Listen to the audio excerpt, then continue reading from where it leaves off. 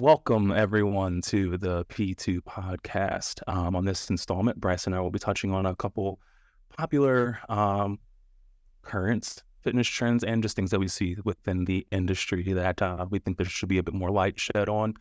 If you're tuning in, make sure that you like and share, comment, leave, different ideas for us to talk about. We actually are going to be spinning off of a comment that was left, even though we said we would not pay attention. We do see those coming in. So thank you guys for being here and enjoy. Well, you can just continue going. Keep going? All right, Ben. Well, yeah. Usually we hand the baton off there, so that's why I was all right, sweet. So, we're going to try a couple new things today. One of the cool, I take it back. A couple of new things today. We're going to introduce a podcast starter where Bryce and I kind of speak about something either we've seen on social media, whether it be a current trend, social event, etc. We'll start with the fitness space today just to kind of get our feet wet in it. I know that I have been going off all week about this, so I keep seeing it, and it's like those Instagram target ads where like now everybody's video is doing this fucking thing, and I'm like, motherfucker, this is the worst thing ever, right? So I'll start, and then I'll let Bryce go ahead and chime in. He'll do his, and we'll keep it rolling, and then we'll go ahead and roll on to today's topic. For me, this is a PSA to everyone, especially my Fitfluencers. If you're going to set up with a fucking deficit, use it. Oh, God. If you're going to elevate your feet off the ground, you better get a full range of motion. If you are still getting the same range of motion as if your feet, or as you would if your feet were on the ground, it's mute. It's moot, rather. It's void. It's stupid. It's dumb. You look like an idiot. It doesn't look cool. You're not copying your favorite Fitfluencer. It's stupid as fuck. Stop doing it. It's just a useless waste of your time lugging over a 45 or 225 Olympic plates to stand on them and use them for diddly fuck shit.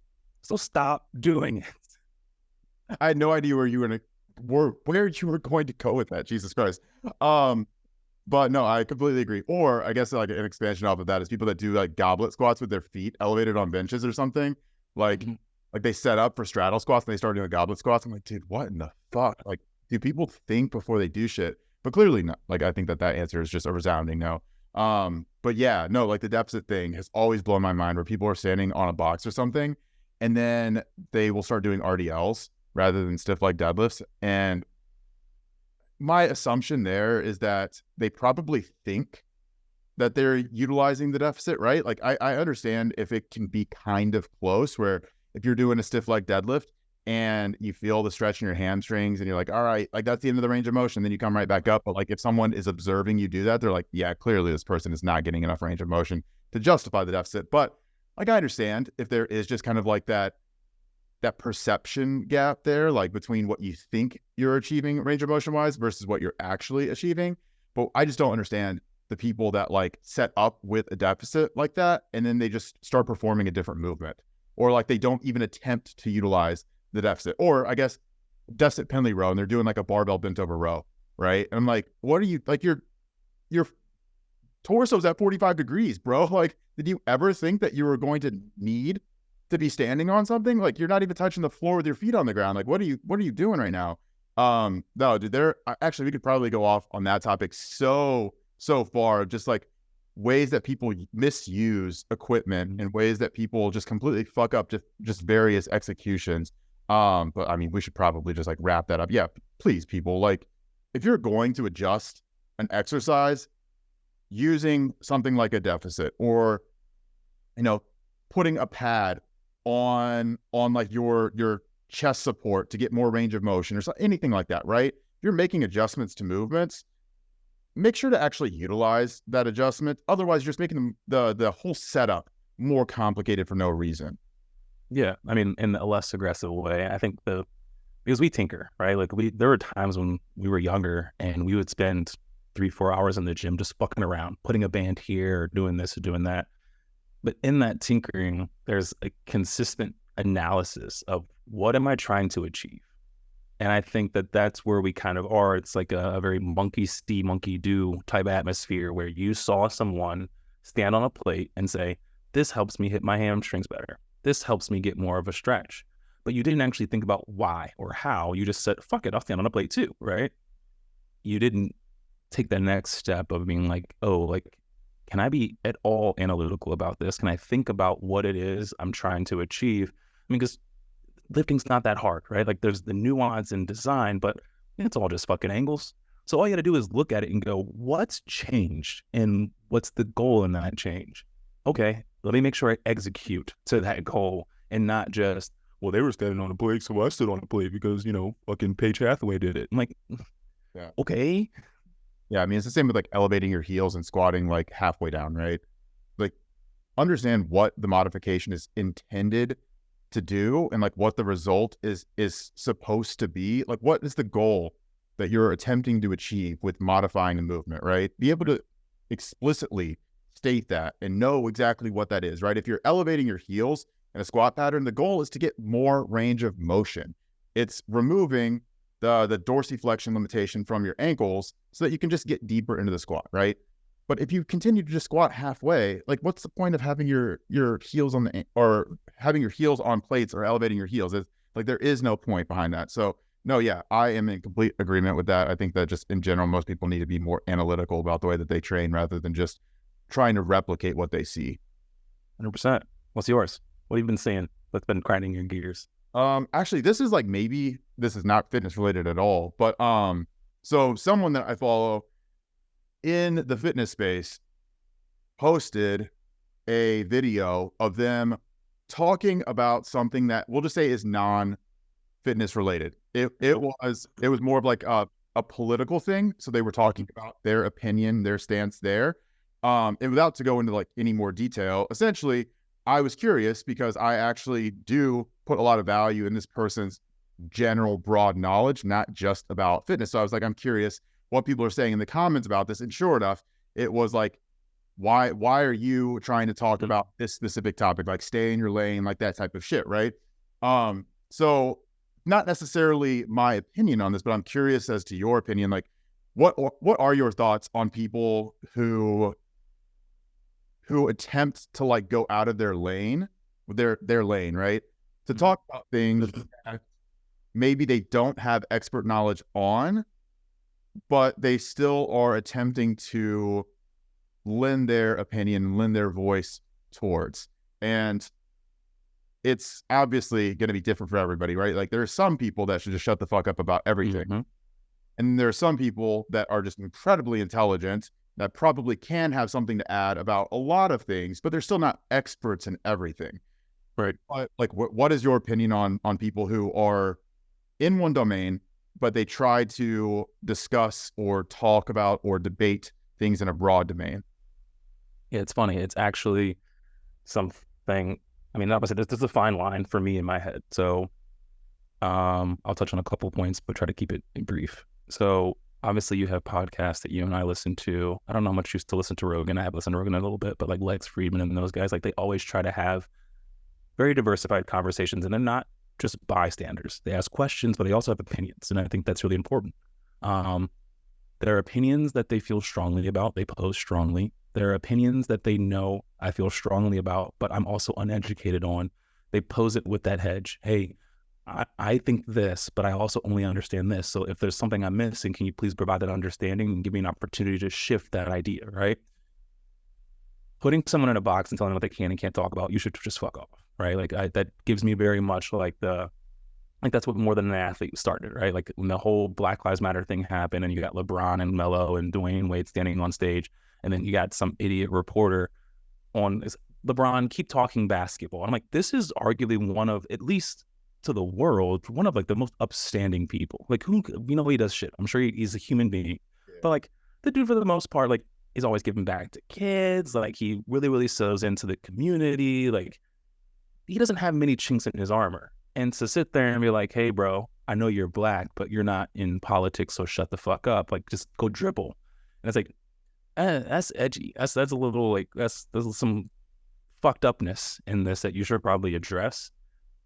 And also, if you're going to have an opinion, please educate yourself. Like, because when you pose your opinion, when you give your opinion to the world, to friends, to whomever, you're like, hey, what do you think? It's an inherent, what do you think? If you want to, because you can shut the fuck up. You can have whatever opinions you want. You could be racist, you could be sexist, you could think whatever you want about Palestine and Israel, but you also could just shut the fuck up. And you can have an opinion, but when you give it to Instagram or you give it to Twitter and people come in and they come for you, like, you can't get upset because you could have just kept it to yourself. LeBron, this is just something because I'd rather just pivot into a little less touchy. But LeBron, every single Sunday for the last couple of Sundays, will get on to Instagram Live and give us his picks for the NFL games. And I'm like, bro, I don't give a fuck about your like, you're a super athlete, but you haven't proven at all in any capacity that you like understand the game at such a high level that you are so like intricately woven into the fabric of the NFL and what's happening on the player or scheme level, that your word beyond your just general opinion is there. And like, I'm not going to sit there and base my picks off of what you got going on. Now, if he said, hey guys, I've been doing this fucking fantasy, like if Drake got on and started talking about his picks, I'm listening, because Drake literally is a main sponsor for Stake, has partial ownership in it. He's big into betting. He's lost really big, but he's also won really big. So if Drake's like, hey, this is what I think and why, I'm like, bet, bro, you're a rapper, mogul, whatever, and also you're really big into this, so I'll hear you out. But you know, so it definitely comes with context. But if you're a bystander, you tell people to shut up or they can't give an opinion because it's not the lens you see them through, you're also a fuck. So, yeah. Yeah. I guess my opinion on this is basically like, everyone has the right to have an opinion. They also have the right to speak about that opinion in public, right? I also think that as soon as you put your opinion out there, it has the right to be shot down and made look stupid, right? A lot of people present their opinions as facts. And I think that that's where it becomes really problematic. It's whenever you don't frame it as, hey, this is what I believe. This is what my research, my education has led me to think. This is my perspective. This is my experience coming out, right? Like, this is just the way that I see the world. If you don't frame it like that, then you really just set yourself up to kind of be fucked, right? Like you set people up in a way that they want to actually come in and tear you down and make you look like an asshole or talk shit. But, you know, granted, I do think that there is a lot to be gained from allowing people who might not necessarily be in specific fields to cross and to discuss their thoughts and to collaborate with other people, right? Like, if we were to just say, for example, like going and using like your Drake analogy, if you're just, or even LeBron, right? We're like, hey guys, stay in your lane. Like, you're a rapper, you're a basketball player. Don't mix business with, don't try and get into business. Like, don't try and get into marketing and advertising. Like, just, that's not your thing, right? Don't talk about those things. But then you realize they're both billionaires. Maybe they have something to say about building a personal brand or building a business, right? Yeah. Like, I wouldn't expect Drake to be like Steve Jobs whenever it comes to building a business, right? But whenever it comes to like nurturing a brand, like, the dude fucking clearly knows what he's doing, right? Clearly knows something about what he's doing there. Right. So I think it's just more so figuring out what and how you distill information from other people, and also remembering that experts are mostly fucking idiots too. And this is something that like not a lot of people really, really grasp, but like, experts in most fields are basically just guessing, or they're basically just parrots for whatever incumbent knowledge or incumbent opinions are pervasive in their field, right? Like, this is how you get just talking heads everywhere that are consistently wrong. Right. Yeah, like, there might be a dude that's on like MSNBC talking about like the stock market, but track that with how often they're actually fucking right. They're mostly just guessing, right? Like, what do you think the weatherman does? He's fucking guessing. Yeah, sure, he's an expert in meteorology, but like, that's barely better than most of us, right? Like, we're all half experts because we go outside and look up at the sky. Like, yeah, that's pretty much halfway. That's halfway to a meteorologist, right? So like, yeah, I don't think that most people have the right to claim their opinions or their knowledge or their experience as being fact or being representative of everyone, or being like this objective this objective reality that like everyone else needs to adhere to. But at the same time, like, I don't think it's difficult to be able to create a political framework or political opinion whenever you live in a politically divisive country. Mm-hmm. Like, if, like, straight up, right? Like, you're not an expert in politics, but if you live in the world, you've been exposed to politics. So you probably at least have some framework for how to analyze politics. Right. So again, this is my thought, and this is maybe just because like I really enjoy like going outside of my own personal expert domain. But no, that was just something I saw yesterday. I was like, I see both sides of this, but at the same time, like, I think I lean a little bit more heavily on like, hey, if you disagree with someone, just prove them wrong rather than telling them that they don't have a right to talk about the things that they think or the things that they believe. Well, it's their experience, like you said. Like, I could know nothing about politics, but I can speak on my experience, my perception of it, right? And I think when it's delivered that way, obviously it's probably received a bit better. And also, if I delivered it as fact and you know that I am factually incorrect, you can go, hey, actually, this is actually, what it is, right?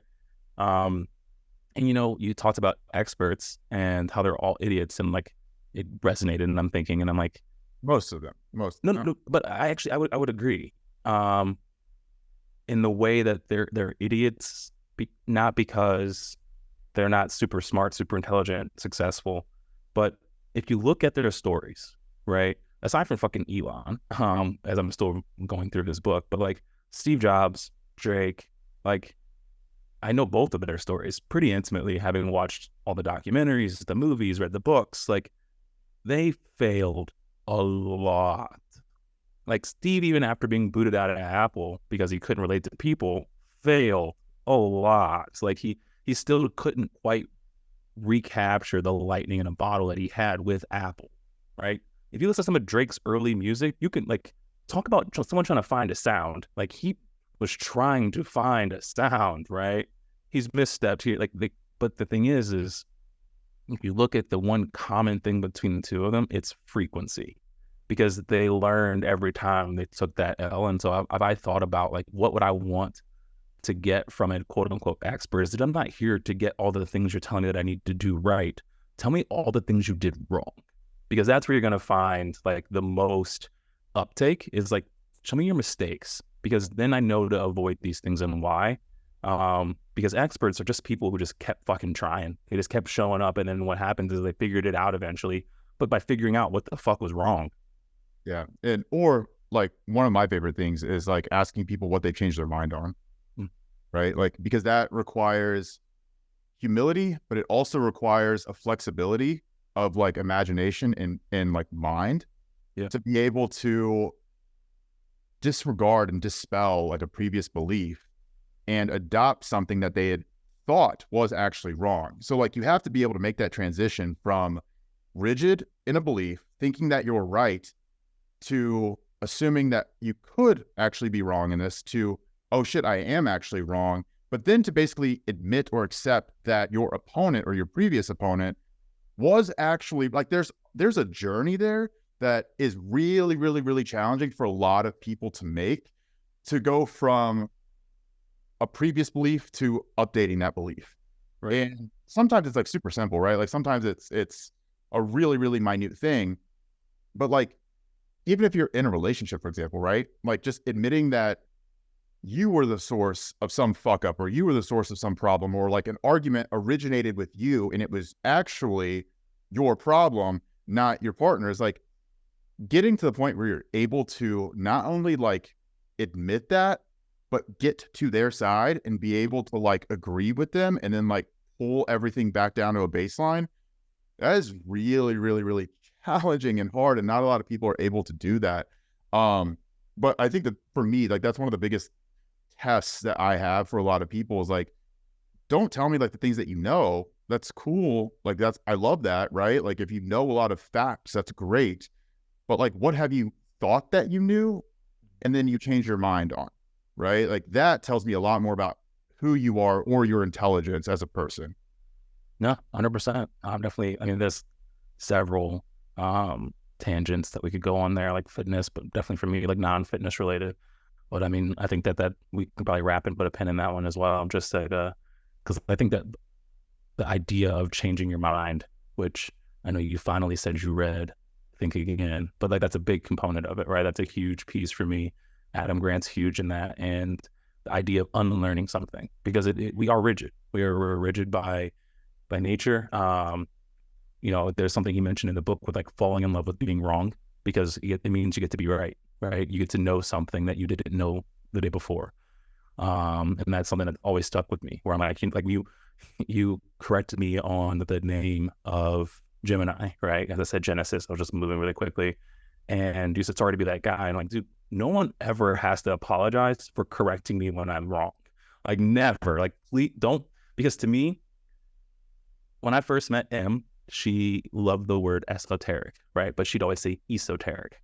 And so she said it once while we were on the phone or through a voice memo. And I was like, whatever, cool. Like, just trying to say esoterically. Like, I don't know, whatever, bro. Like, do your thing. And then she said it again on the phone, and I was just quiet. And she was like, what? And I'm like, I know this is our first time talking, but I'm pretty sure it's esoteric, not esoteric. And she was like, wait, really? And I was just like, yeah. And so we got off, and she laughed, and we laughed. It was one of our like first like inside jokes now whenever it comes up. But to me, like, to watch someone keep doing something incorrectly, whether it is, you know, I've had friends that have had to be like, hey, like, just so you know, as a Black person, like, that just comes off like this. Like, just so you know, like, I don't want you to take offense to it. I know you're not trying to hurt me, but because I know you and love you, I'm seeing it through that love. Someone else won't see it through that. They'll probably just experience this, and then you'll have a problem on your hands, right?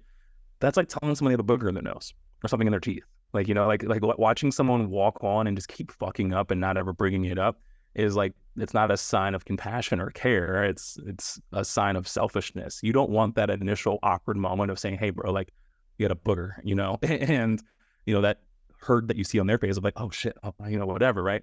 But it's better than them talking to you for an hour, fucking up, and then going to do the same thing with someone else, going to the bathroom and looking in the mirror and seeing the booger and going, what the motherfuck? Like, now I'm super embarrassed.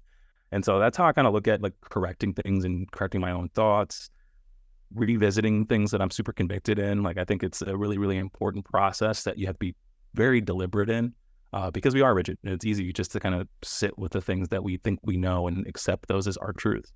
Yeah, no. And I think just on the like booger the nose analogy, it's really important to me because whenever you're looking at it in isolation on like a one-on-one interaction, it's innocuous, right? Like, it's not a big deal. Yeah, you know, correcting someone or telling them that they're using a word the wrong way, like, if they continue doing that, it's probably not the end of the world, right? Like, it's probably not really going to severely change their life if they're using the word esoteric wrong in conversation, you know, or mispronouncing it. Mm-hmm. But the thing is it's often really important to think about, like, how would this look if it were extrapolated, right? Like, if we were to expand the problem of people being nervous to tell other people whenever they're wrong about something, if we expand that problem outward, it's like, okay, now it's just not one-on-one interactions, it's thousands, millions, everyone who are incapable of telling other people whenever they are doing something wrong because they don't want to hurt their feelings or they don't want to come off as a dick.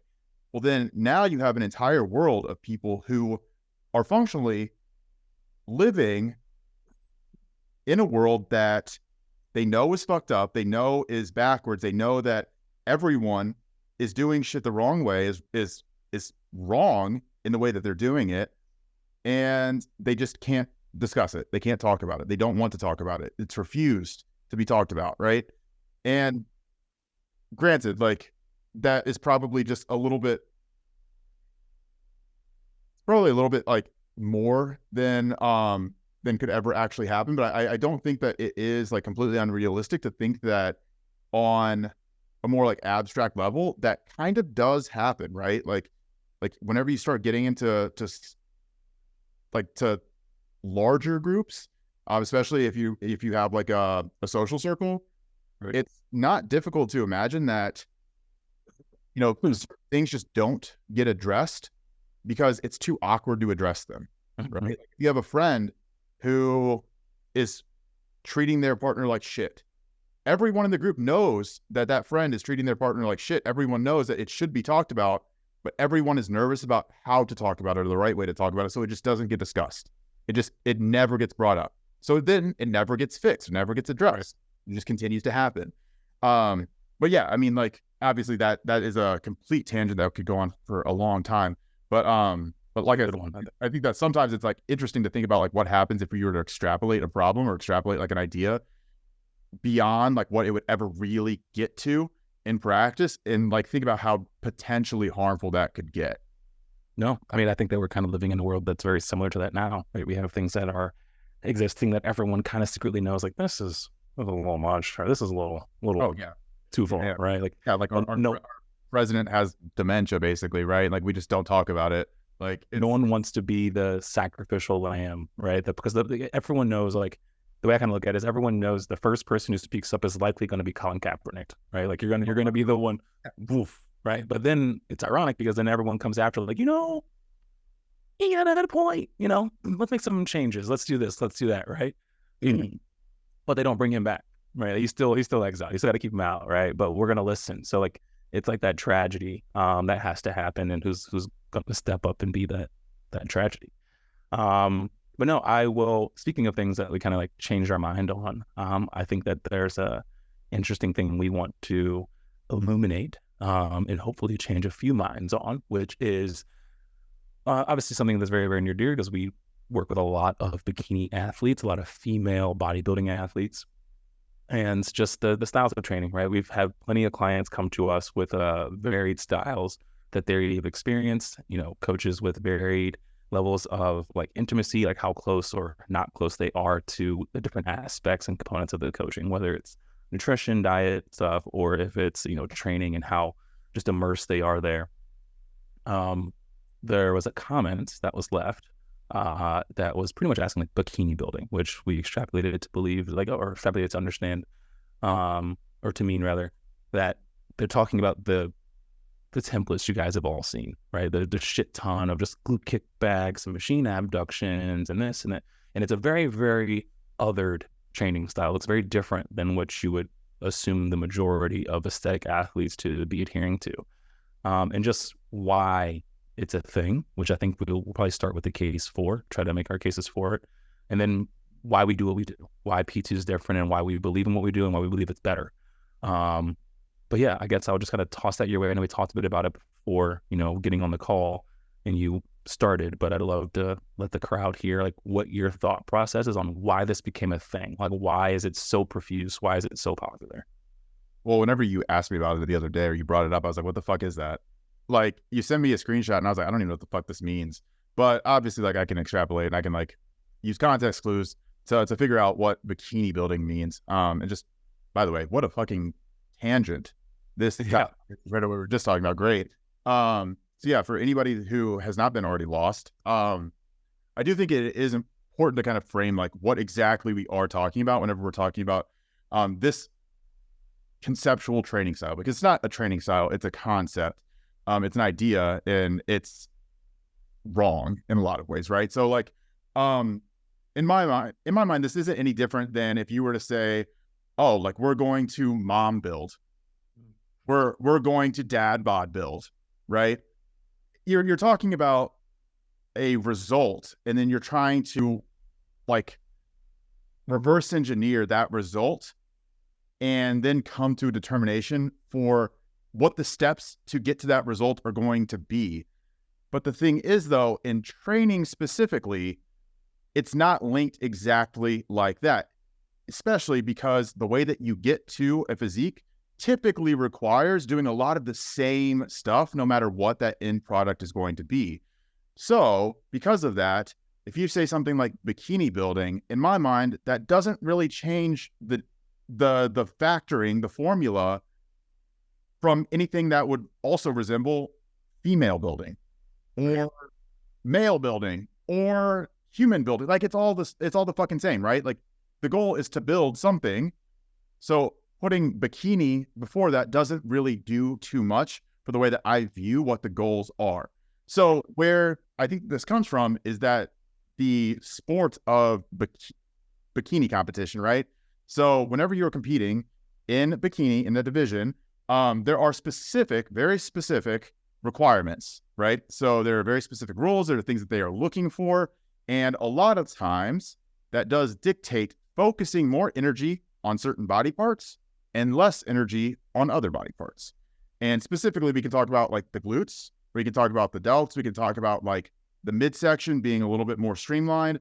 We can talk about even like the calves, right? Like the calves, they pop out in a bikini athlete's physique, but really minimizing others like pecs, like quads, like traps, like arms, biceps, triceps. Like those are not as prized as something like the glutes or the delts might be. So what that has led to is a specificity overlaid on top of training for bikini athlete, which is exactly what you should have. You should have a program that is specific to your goals and your needs. The difference here, though, is that does not change how muscle building works in general. That doesn't change the physiology. That doesn't change the biomechanics that are involved here. So what you're trying to do by saying bikini building is you're trying to indicate specificity. But what actually happens is that indicates everything else and oftentimes pushes more towards overload, right? So whenever you're trying to make any progress in the gym, the training has to be very specific in terms of it has to align with your goals, but also has to be overloading in the fact that like over time, it gets harder and harder and harder. So your body continues to have to adapt upward, right? Like that's just how these things work. If you have neither of those, you're going to be either going in the wrong direction or you're going to be pointed in the wrong direction, but you're just going to be stagnant. So none of it will matter anyway. But whenever we have a specific bikini program, that's awesome. It might be a little bit more catered towards glutes and delts and a little less catered towards biceps, triceps, and quads. Fine, that's great. That's exactly what we should want. But an overloading program designed to build muscle in any capacity will probably have some aspect of volume and some aspect of optimized rep ranges and optimized intensities and optimized, for a certain degree, exercise selection, right? Like they're all going to be spectrums, variances of, but you're going to be operating within the same realm for all of these different variables, right? Building muscle on your delts isn't going to change if you're a bikini competitor or if you're a male bodybuilding athlete, right? Building muscle comes down to the same fundamental things. You have to do the same shit to build the same muscle. Doing heavy loads is not going to make your muscle denser than doing light loads. And contrasting that, right? Doing a lot of light work and a lot of high volumes is not going to build any significantly different types of muscle. It's not going to look any different than just doing less sets, higher intensity, and lower rep ranges, right? Like, that's what I think is really confounding here. That's what a lot of people, I think, get confused about whenever they're talking about how to differentiate programming for different types of goals and different types of athletes, is they try to indicate specifics being changed, right? Like you're pointing the programming in slightly different directions and you're varying it by slightly different degrees, right? Because the end result is variances of different physiques. But what ends up happening is they end up morphing the entire program around things that should not really be changed because they don't understand they don't understand how muscles are actually built on a fundamental level. So then it makes sense in their mind to say, oh, we should change this variable or this variable or this variable. When in reality, it's like, no. Once the specificity has been altered, you're good. You've done everything that you need to do. This is pointed in the right direction. Now just don't fuck it up. Yep. But most people fuck it up. And I think that's like kind of where we're going with this, which obviously I just tangented really, really hard. But I think that that's the most important thing that I see is like people confounding and getting confused with what like specificity in programming means versus like how to achieve overloading. Right. I mean, you talk about it, and the way I look at it is you just narrowed your focus a bit, right? You narrowed your focus on that specific archetype of individual or athlete, but you didn't forsake the fact that they're a person, right? Because like you said, all of the same mechanisms of training will still apply to this person. The way that I kind of oversimplify it, but I think pitch it so that anyone can understand it, is your pecs, your quads, your hamstrings, they don't know what 225 is. They don't know what 315 is. They understand stimulus. And if you can create that stimulus in any way you want to, right? you can create it. You want to do that in the most efficient way possible, right? And so you see a lot of these like Bikini-Building programs, right? And there's just a fuck ton of volume, which I can make the argument that that is a fail-safe for bad training, for people who don't know how to train, right? If you don't trust the ability for someone to push a level of intensity to drive a certain stimulus, well, then you give them 1,000,000 sets and we'll get better. And it's lazy, but I understand it. I get it. And I think that if you're going to mass produce something, it's probably the better way to go, unless you're going to actually couple it with real education. That being said, again, it's the stimulus. Why we are huge on things like tempo. You see people, I want more weight. Why? Why do you want to make this movement more difficult than it actually has to be? If you can achieve the same thing with less weight and doing it more intentionally, less wear and tear on your joints, less wear and tear on probably your CNS, less wear and tear on your overall mental as you're trying to like fuck this thing into position. I mean, it is one way makes a lot more sense, right? And they talk about ego lifting, and I don't think it's 100% people just wanting a certain ego. I get that it feels good to progress. I think it's just the way progression is framed, the way overloading is framed. And when you start to look at it through the very basic lens that, you're not an overly complicated individual as a human being. Like, there are very basic things that you can do and do over and over again and better each time, and you will get better. When you overcomplicate it with oh, wow, you need to do the upper glutes, or we need to make sure your delts don't get too big, but we want to condition them. I'm like, okay, that's not something that you can blanketly apply. I will concede that as individuals, we will respond to things differently. Some people respond really fucking well to low volume, super, super heavy weight, solid form. Other people respond a little bit better. They're like, hey, listen, like, I cannot recover from that. So I need to pull down to more of a sub max, if you're not even lower volume or lower load, and take it for more volume. I will put my efforts there because I respond better, and it's more optimal for me and my ability to bounce back in subsequent sessions. That's not a bikini versus, male bodybuilder thing. That's a person to person thing. Like, that is something that you have to take in consideration when operating with your specific athlete as an individual. And I think, again, it's just lost. It's lost. And I guess my question to the people who currently have booty builder programs that have 7 glute exercises that are all isolated and it's supposed to grow their glutes 4 inches, I would ask, is it designed that way because you don't trust the buyers and you want to make sure they get results, so you just booby trap them into getting results by throwing a shit ton of volume in them? Or do you just not understand what goes into the mechanisms of growth, progression, training, etc.? Yeah, and I definitely think that there is a lot of just like ignorance that goes into programming, and I think that is where a lot of the discrepancy comes from. What we're talking about, right? Where a really good example of this is the use of buzzwords, right? And you mentioned it, like upper glutes, density, conditioning, glute ham tie-in, right? Like, yes, these words mean things, but not in the way that they're being used often, right? So that's one way that I immediately start to, like, in my mind, designate this person doesn't know what the fuck they're talking about. If they're using these things basically as blankets over their ignorance to say, oh yeah, just do this, just work more on this. Like, just go hit your upper glutes with this exercise, do more volume here. It's like, you don't understand what the fuck you're talking about. So there's no point for us to even try and like have this conversation or debate with you, because like it's going nowhere. It's going right over your head. Right. And I think that a lot of times too, that this can be applied, or just like the kind of veil of ignorance can be applied to the way that we see a lot of programs written as well. So if you see something like just 5 sets of 10 to 15 reps, or even like 4 sets of 10 to 15 reps across the board for 8 different exercises, that is like what you said, it's a fail-safe. Mm-hmm. And the reason it's a fail-safe is because you're trying to cover every base you can possibly think of. You're spreading everything. You're carpet bombing your whole body. Like, that's the equivalent of carpet bombing your body, because you don't know how to use precision tools. You don't understand how to use these things in the way that is the most efficient. So you just throw everything that you have at it and hope for the best. Maybe that will work. Maybe to a degree it should work because you're just doing so fucking much that you're guaranteed to hit something the right way.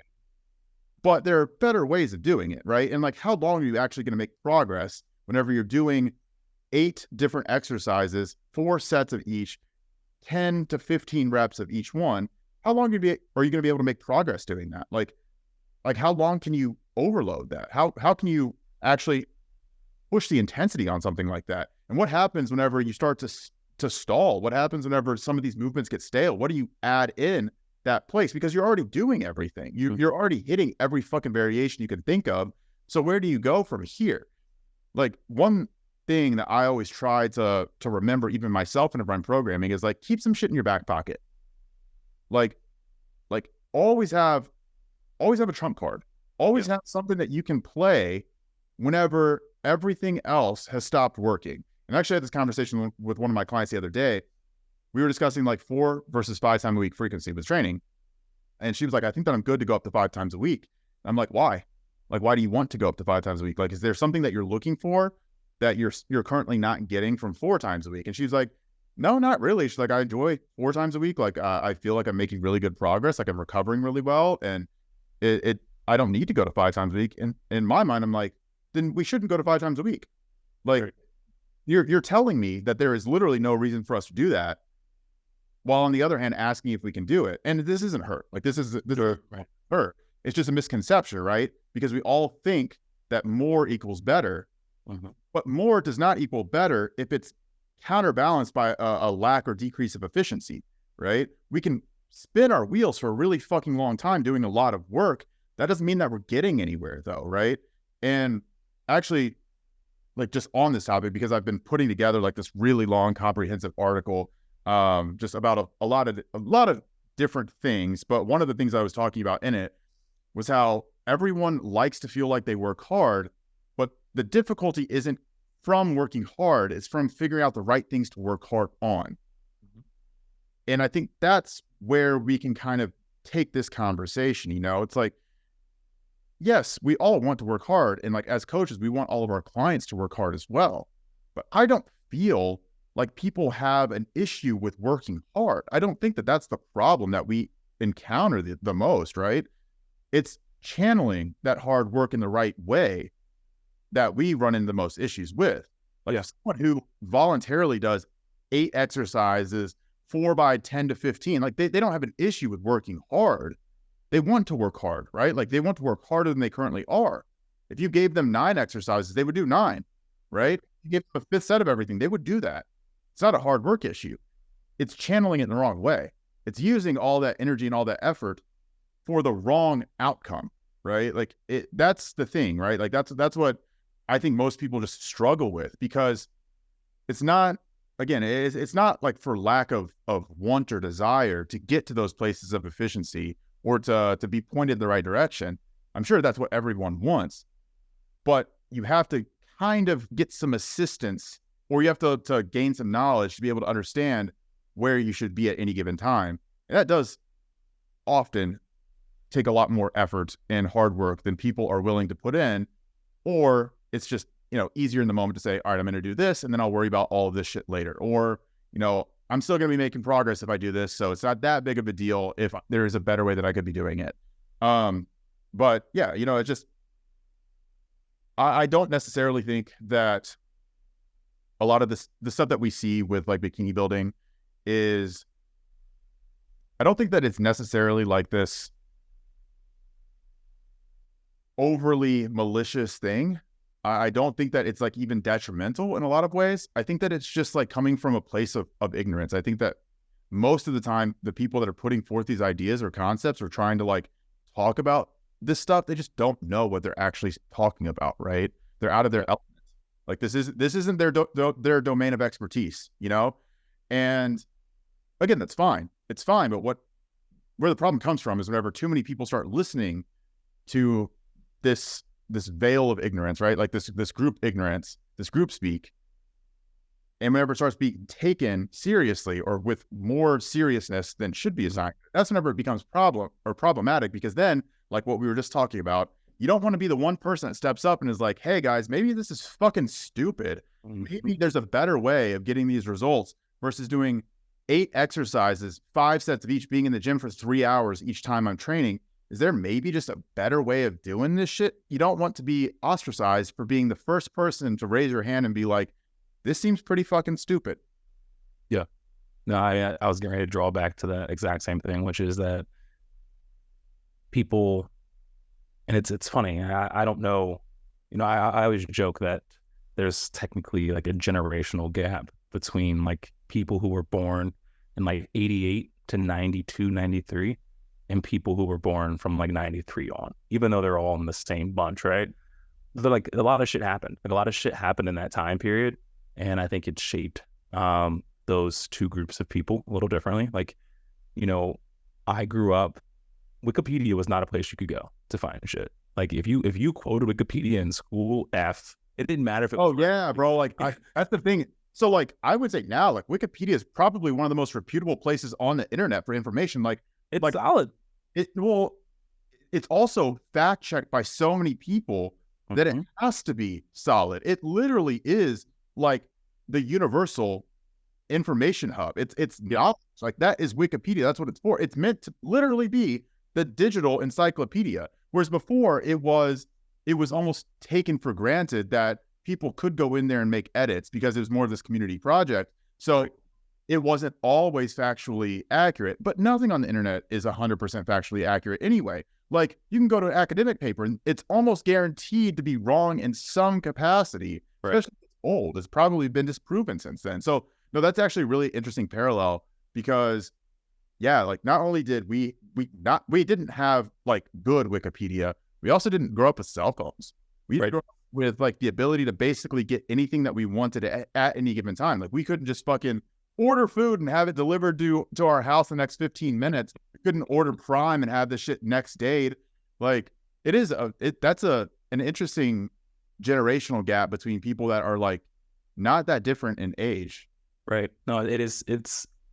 And I've seen it in relationships. I've seen it in some friendships.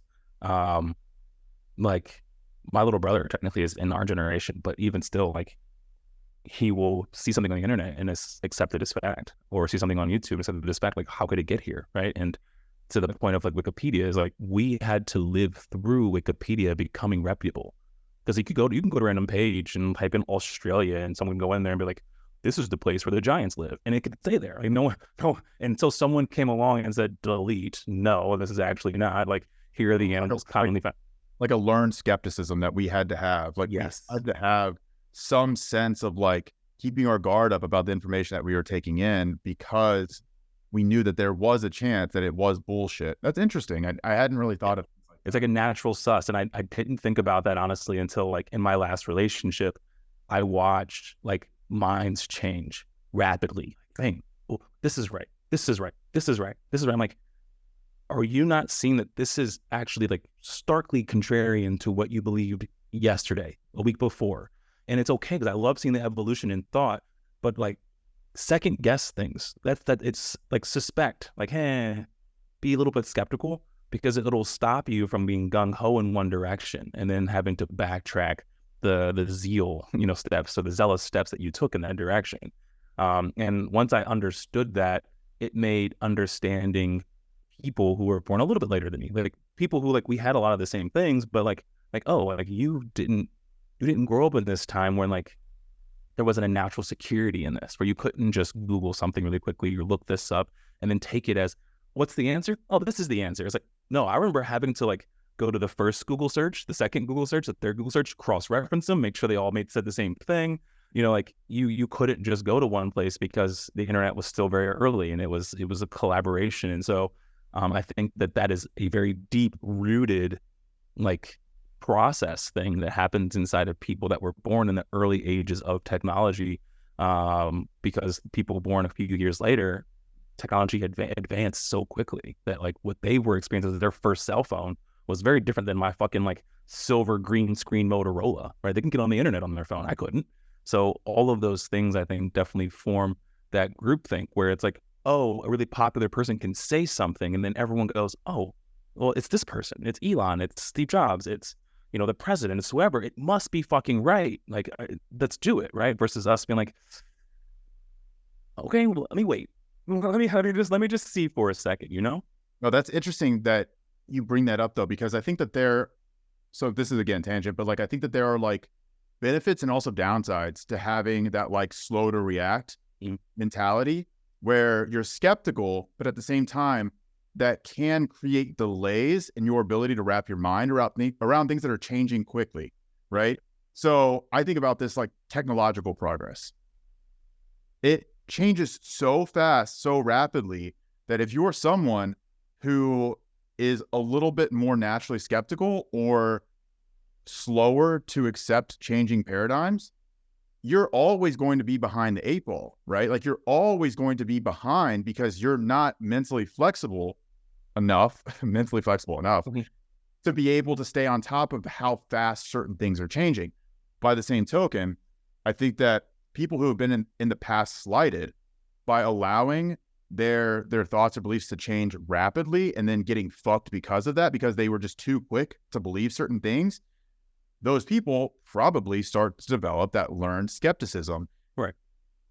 Now that I'm thinking about this too, like think about certain professions that it pays to be more skeptical or slower to adapt the new, right? The things that come out that are very shiny, like a doctor, right? Like if you're a doctor, you probably want to sit on your hands for a little bit longer than other people whenever it comes to like new research, because you need to see that shit play out in practicality and in the real world. You need to see how like this new drug is going to affect not just the 100 people that were in the study, but the 100,000 people that might come before you start prescribing it to your patients. So, but whereas if you're a theoretician, if you are a professor, like maybe you jump on the new research a little bit quicker, right? Like maybe you are a little bit more malleable in the way that you think about the world and how quickly you accept things that might be changing, or you hold them a little bit less closely, right? Yeah. Like you don't necessarily jump on the next bandwagon, but at the same time, like you're not completely discounting it either. So obviously it's a complete tangent, but I do, that's a really interesting topic because, like for me, that's something that I've been really, really, really focusing in a lot on myself personally is, like what allows people to have the mindset of essentially understanding and accepting that they could be wrong, right? About various things. And then also being able to adapt whenever things change quickly or quicker than they hoped for, and not getting left behind or not falling into any various traps, or, you know, just also same thing, right? Like if you are someone who is like very naive, that opens you up to a lot of like, you know, potentially malicious people, like scammers, right? Yep. Someone who just believes every email that comes in is like the next opportunity of a lifetime. Like, yeah, you're probably going to get fucked by a few people before you understand what those emails actually are. So then develop a natural skepticism towards spam emails, towards emails that are coming from people that you've never heard of, or that are offering you completely outrageous things. So yeah, I mean, again, this is something that like, I feel like I've been really curious about for quite a long time. And I've been like really trying to dive in personally with a lot of these things, because intuitively I understand how easy it is to fall into like really, really, really believing the way that you see the world is objective versus maintaining a little bit of like subjectivity about not just certain things, but also just like the things that you potentially hold like the closest, you know, right? Just maybe you're wrong about various things. Maybe like the way that you see the world is not 100% objective. Maybe you're clouded by your experience. Maybe you're clouded by like your friends or the people that you're around the most, or your position, your status in life. Like all of these things kind of go into like the way that you see the world. So like how do you get to the point, and this is a rhetorical question, like how do you get to the point of being able to like remind yourself of that at all times so you don't get too concrete in your beliefs. Like that's something that it's been like very interesting to me. It's been something that like I've been focusing on a lot more, but I don't necessarily think that there is like a right or wrong answer or like any way to like get all the way through that thought process. But yeah, I'll just wrap up there because I could probably continue talking about this for a long time and get really nowhere. No, I'm actually glad that excited you, and I get ready to bounce to get your hair's cut. But I mean, you touched on a couple good points there. I think the big thing is it's interesting. Like I wonder, and this might be a question for a different time, or maybe Instagram or whatever. But which is more process beneficial? Being a person who has a natural naivety to them, because like someone could probably say that Steve Jobs had a natural naivety to him. I'm going to change the world. Yeah, okay, bro. Right, like, and then he went and did it because he didn't believe he could do it. Like he believed that it was. Elon is more like that. Like if we're talking like those types of people, I would say Elon is like naturally the more like naive person because for sure his vision is like ridiculously big. Yeah, no, I mean like Mars, he's like, interplanetary like living is going to happen, right? And I'm going to be the driver of this. And like I can say the same thing for like a lot of people who have gotten famous or who have a lot of money. And is there an innate flaw or handicap in being so sus of, well, that won't work because, or this won't work because, and it kind of slows you down because there are other people out there who they don't get stopped by that. They don't get stopped by that skepticism. They just do it. And yeah, they might fall flat on their face, but them just doing it also put them in a position to succeed. So it's almost like which one kind of bodes a bit better as you process things, and then you went on to like changing your mind and stuff like that. And so this is where I'm going to plug for those who are listening. Think again. It's cool because to Bryce's point, like, you know, how do we get to a point where we do change our mind about things that are concretely just like bestowed within us, right? They're stuck there, right? How do you unlearn that shit? How do you move forward? And a quick paraphrasing of a story, the way that Think Again starts off is about fire jumpers, people who literally jump into fires and put them out. And while, you know, jumping into a fire they shouldn't have been in, these people realize we need to get out of here, right? We cannot fight this fire. We need to get the fuck out. We need to get evac. So they find a high point and they're all running towards it. And halfway through the run, while getting to the pier, they realize, oh shit, we're still carrying 100 pounds of fuck shit. Like I got my axe here. I got my fucking chainsaw, my backpack. But they're taught during training that like you're dead without your saw. But right now you're heavy and you're dead with your saw. And how do you unlearn that? People died. The majority of them died with their equipment on because they wouldn't take it off so they could run faster and get there, right? Then you had one of the guys who, instead of trying to get to the pier, turns around and starts lighting the fire on fire, lighting the brush around the fire on fire. And essentially the fire's path to him was cut off. And they asked him, like, essentially, like, how'd you do that? Like, because this is not taught.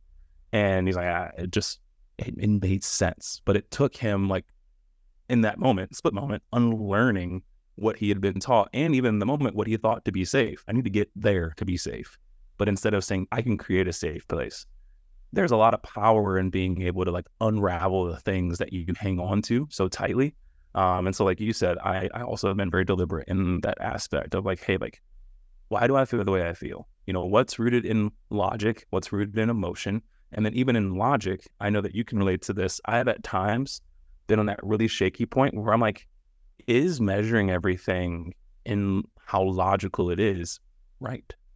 Like objectively, it might be the closest thing to fair, but is that more right? And then the minute I ask that question, everything starts to fracture because I'm like, I'm always trying to be the most objective person by removing emotion. But is that even the right process to take? Am I othered? Am I oftentimes looked at as heartless or an asshole because I'm doing something that maybe is not quote unquote right? So it is a very existential question there. But also, just before we go, I think logic like presupposes objectivity, right? So I would say that there is an objective reality, but also logic presupposes truth to that objective reality. It's saying that there is a truth inherent to the objectivity, and that truth can be proven through logic, right? Like A plus B equals C, 1 plus 1 equals 2. Like if you build everything up from those logical bases, then you get to the truth, and that truth builds the objective reality. But what happens whenever people just refuse to accept objective reality? There are a lot of people that are like, no, I don't agree with that, and that's just not the way that I see the world. Right. You're like, but you're fucking wrong. What do you mean that's not the way that you see the world? They're just like, I don't believe you. Right.